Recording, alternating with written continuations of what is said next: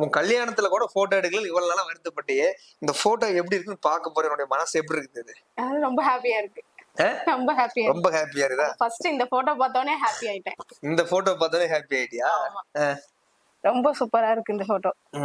Bathroom உள்ள போய் எப்படி இருக்கு கிளாண்ட் போட்டோகிராஃபி செந்தில்குமார் ரேவதி.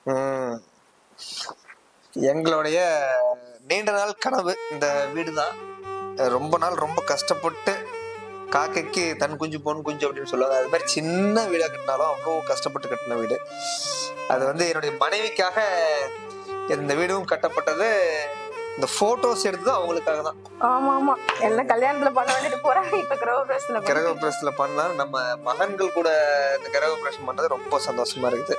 இந்த சிரிப்பு தான் உங்ககிட்ட எனக்கு பிடிச்சது. இந்த சிரிப்பு தான் இங்க பாரு, இந்த சிரிப்புல எனக்கு ரொம்ப பிடிச்சதுலயே இந்த மாதிரி போட்டோஸ் மூமெண்ட்ஸ் எல்லாம் ரொம்ப எனக்கு பிடிச்சது. ரொம்ப போட்டோ அந்த போட்டோ பிடிக்கும். ஆமா, இங்க பாத்தியா எப்படி இருக்கே வேற ஜம்முன்னு.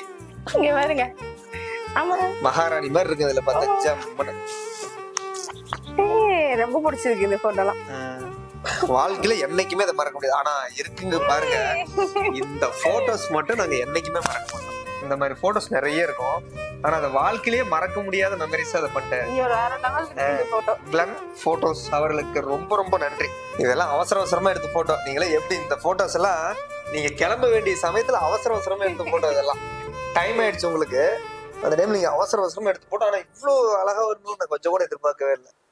கிளன் அவங்க போட்டோ ஸ்டுடியோ நாங்க வந்து எதிர்பார்த்ததை விட அதை விட பயங்கரமா கொடுத்துட்டாங்க. ரொம்ப சந்தோஷம். அவங்கள மறக்கவே முடியாது இந்த போட்டோகிராஃப்.